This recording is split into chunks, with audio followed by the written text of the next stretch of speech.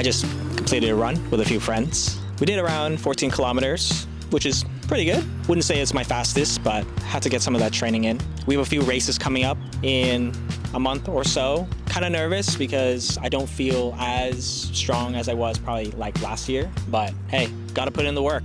Normally I like to stretch before I start running. Did a little bit more today just because my foot has been chafed for the past week or so. I realized the longer I run, the more chafing happens, and it just gets super annoying sitting around during the day when I'm not running. Today I've started bright and early, but now we gotta head home. Welcome to the next vlog. I tend to like running in the mornings just because I tend to overheat quite a lot. It's winter now, so it's super cold out. The numbingness helps me move even farther. I try running during the day and it just feels like a sauna. Mostly because I also sweat quite a lot as well. Regardless of how fast or how far I've gone, I'm super proud that I was able to go out, get a good run in. As long as you put in the effort and get out there and try, that's a job well done. So we got a lot to do today. Bit of chores, a little bit of eating, and of course, gotta log the Strava. If it's not on Strava and I don't get my 2 kudos, did I even run? Let's get out of here.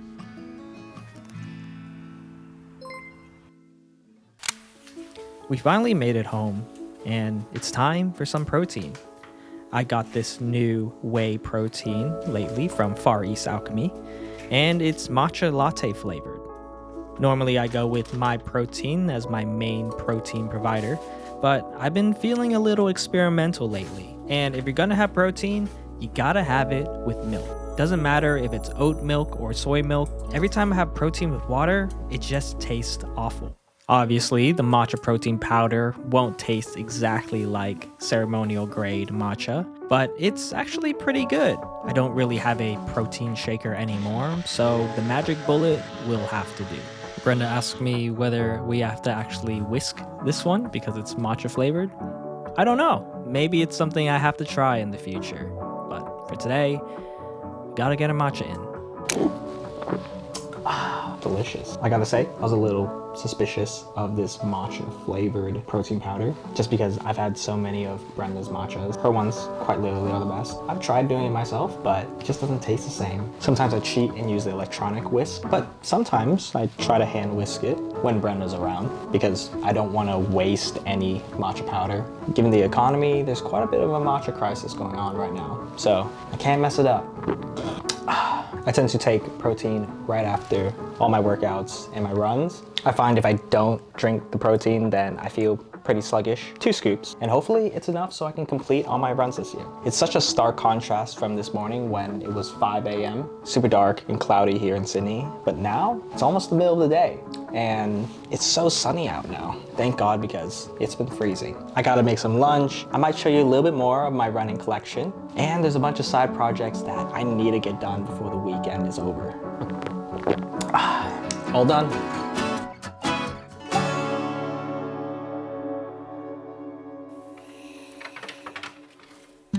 In the past week, Brenda and I have been craving pizza. And myself, I grew up making tons of pizzas with my mom. And when I say making with her, she's the one that usually would make the dough, and I would be the one to make all the toppings and put it on it. As a fun activity, I've been trying to look for the perfect pizza dough recipe and understand a little bit more about the technique. I've actually prepped all the ingredients the other day, and now it's really all about assembly. My secret hack to an amazing pizza is butter. Butter on the pizza plate, and later, butter on the pizza dough. This time around, I let my pizza dough sit for more than 3 days, and it's arisen and puffed up more than I ever expected. But here comes the hard part, the technique. Knowing how to stretch the dough and making sure that it doesn't rip while also maintaining all of that puffiness has been a skill that I've been trying to learn. I realized the biggest mistakes that I've made when it comes to pizza dough is just handling it too much, to the point where all of those bubbles just get condensed and rock solid, making the crust so chewy.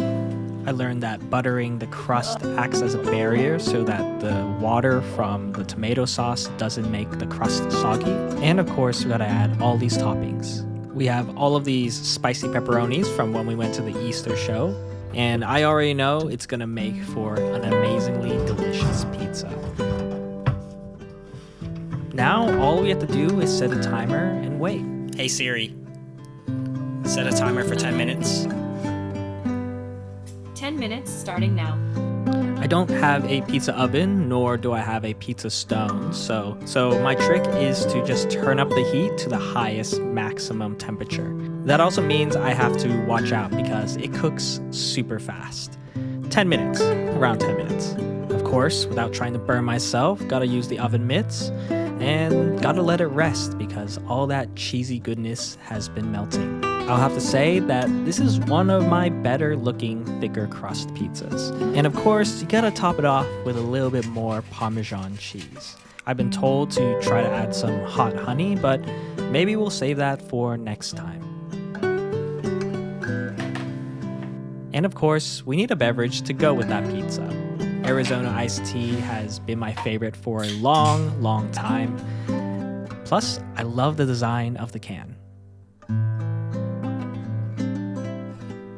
Cheers.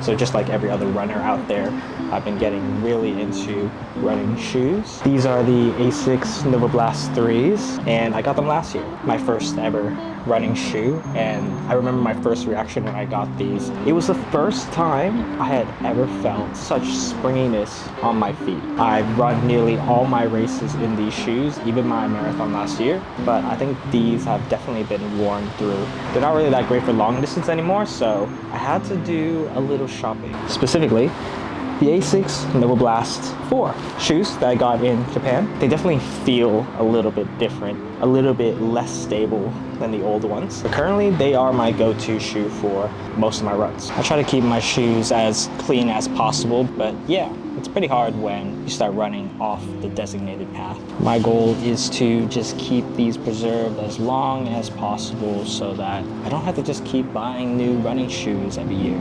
Even though they got some pretty sick ones out there, when people say running is an affordable hobby, you know they're lying.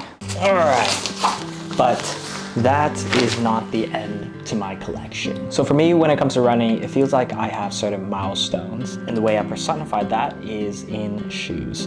While in Japan, I bought a few pairs of shoes just because they were much more affordable than I would find them here, and I have 2 of them. This is a brand called Mizuno. It's a white shoe, and it has this amazingly beautiful blue and lime green accent, and I thought it would be an amazing color for when I'm ready to upgrade from those Novablast. On the bottom of the shoe, you can see that there's this nice blue and gray line that goes down. Almost looks like waves in water. Honestly, one of my favorite colorways, and I'm super keen on wearing these when I feel the time is right. Every great long-term runner that decides to run a marathon consistently has a super shoe. A lot of people I've seen around have Asics or they have Nikes, and those are probably top of the line, the best shoe out there. But when I was in Japan with Brenda and we were looking for Hoka's, I came across this shoe. These are Hoka's super shoe. The colorway wise feels like a huge upgrade. Again, it's a white shoe with red and blue accents, and it looks absolutely gorgeous. Then at the very bottom, there's this really nice and cool yellow color. Gives it that neon glow at the bottom, you know? Also notice that there's these little black accents on the heel and on the bottom. Me personally, I find that my foot is flat-footed. I only learned this when Brenda was trying on her own pair of Hoka's. These were one of the few super shoes that I found that were just hugging my foot just perfectly. I'm not sure when I will debut in these, likely during some sort of marathon, until that day comes to earn the honor to wear these shoes.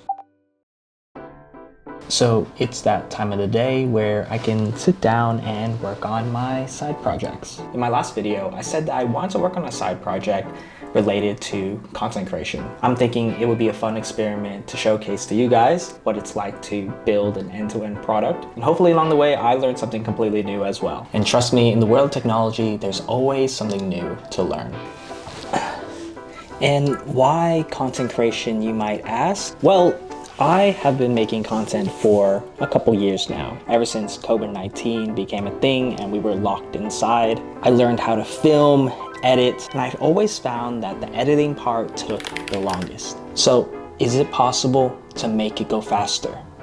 Well, I want to believe so. Every content creator, YouTuber, or wherever you might post requires some sort of editing, whether you do it inside an app or you do it on your computer. There's so much friction and difficulty and hesitancy when it comes to making your first video, because now the bar is set so high. And I'm not the only one that's noticing this trend. People in Silicon Valley are building AI prompting editing tools. Others are building Premiere Pro or DaVinci Resolve plugins. And with the age of AI being present, I firmly believe that building products has become easier than ever. And I'm not just saying that because I'm an engineer. We got V0 and Replit to help non-technical people build prototypes. We have ChatGPT, Claude, Perplexity, and all these different chat models now to help us make decisions and help understand concepts super fast. And of course, as developers, we have AI IDEs, we have terminal AI agents, and we have better coding assist tools than ever before. I would never say that building a product is going to be ever easy, but using these tools to get started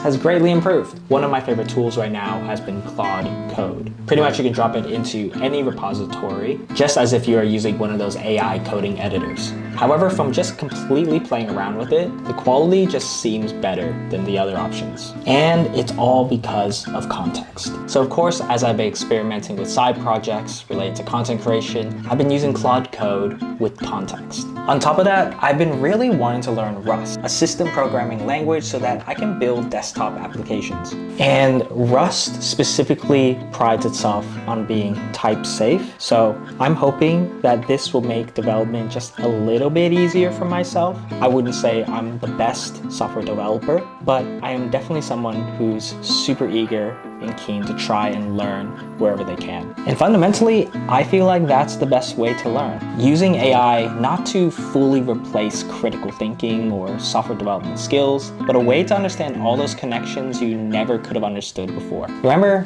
AI is supposed to help you, not completely replace you.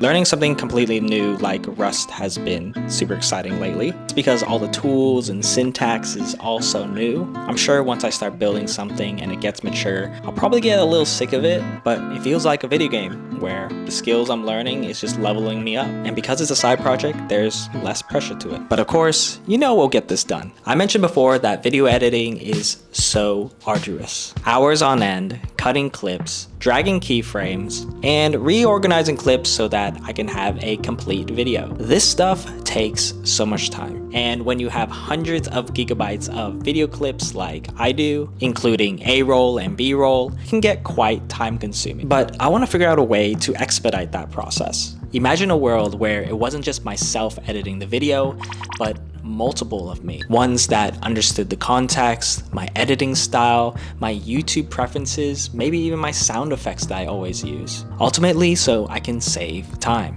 Right now, I'm a complete beginner at Rust. Leaning on tools like ChatGPT and Claude Code, I'm already able to scaffold just the very beginning of my project. ChatGPT to help build out the product requirements document, things like features or what should the directories look like, what are some best practices when it comes to Rust. So it's as if I have my own personalized tutor also helping me build my own side project. Then I have Claude Code that can help accept those details and help build out the context, things that it can reference while it might be building components. And then I can use those components as learning materials. Again, it's those connections that have always been the most challenging. Like, how do these functions interact with these functions? What does the syntax mean here? Why are the files even laid out like this? And that's why they say that the best way to learn is through practice. So yeah, thank you so much for joining me on another vlog. I can't wait to show you some of the progress that I'll be making on these side projects and of course with my running career as it's going. I honestly hope we survive the coming months. I'm hoping that I can pass on some of the lessons that I'm learning, and yeah, hopefully I can learn fast and build this project so that I can get it into hands of content creators. Thank you so much for following along, and I'll catch you guys in the next one. Peace.